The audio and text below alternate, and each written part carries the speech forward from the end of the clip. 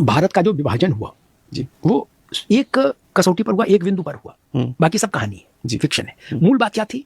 जिन्ना ने कहा कि मुसलमान हिंदू के साथ नहीं रह सकता, बात खत्म। बाकी जितनी किताबें आप पढ़ रहे हो वो सब किस्सा कहानी है, ठीक।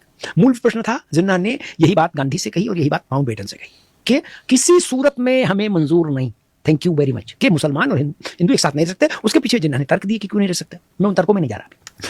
आपको शायद जानकारी हो, जिस वक्त देश बटा उस वक्त 10 करोड़ मुसलमान थे भारत में, और इस आधार पर देश बटा कि सारे मुसलमान अपने अलग देश लेंगे। सरल भाषा में कहें, लिखा क्या गया कागज में छोड़ दीजिए, सरल भाषा में कहें, हिंदुओं के लिए हिंदुस्तान और मुसलमानों के लिए पाकिस्तान। ये जी जी बिल्कुल। जब बटा तब 10 करोड़ थे और आज 30 करोड़ हो गए। फिर क्या फायदा हुआ? विभाजन से क्या मिला भारत को? कुछ नहीं ना।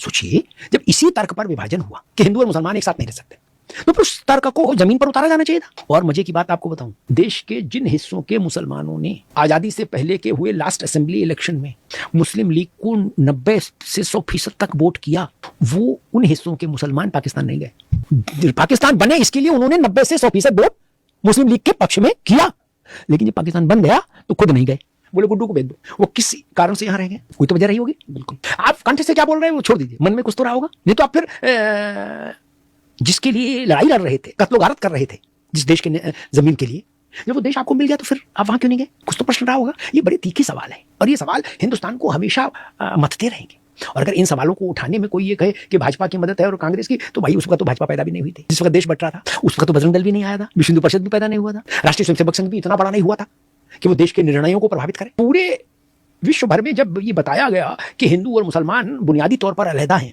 इसलिए वो एक साथ नहीं रह सकते, तो उस थ्योरी को फिर डाइल्यूट क्यों किया? फिर उसी को चलने देते। समझ रहे हैं आप मैं क्या कह रहा हूं? बिल्कुल, आपने घालमेल कर दिया। भारत में जितने मुसलमान आजादी के समय थे उससे कई गुना ज्यादा हो गए मुसलमान अब, ठीक। अल्लाह के फजल से बढ़ोतरी जारी है। पाकिस्तान के भूभाग में जितने हिंदू थे पाकिस्तान के जन्म के समय, जितने प्रतिशत हिंदू थे, 16-17% हिंदू थे, वो घट के 2-2.5% में आ गए। वो कहाँ गए हिंदू? आकाश खा गया, पाताल लील गया, कहाँ है? ये जेनोसाइड नहीं तो क्या है? नस्ली उन्मूलन क्या है? उसी बगल वाले मकान में 10 बच्चे हो रहे हैं। ये कैसे हुआ? कुछ तो मैकेनिज्म होगा ना वहां। बांग्लादेश जब हमने बनवाया, भारत ने बनवाया, उस वक्त वहां कितने हिंदू थे? आज वहां देख लीजिए क्या स्थिति, 3% रह गया हिंदू। कहाँ गया?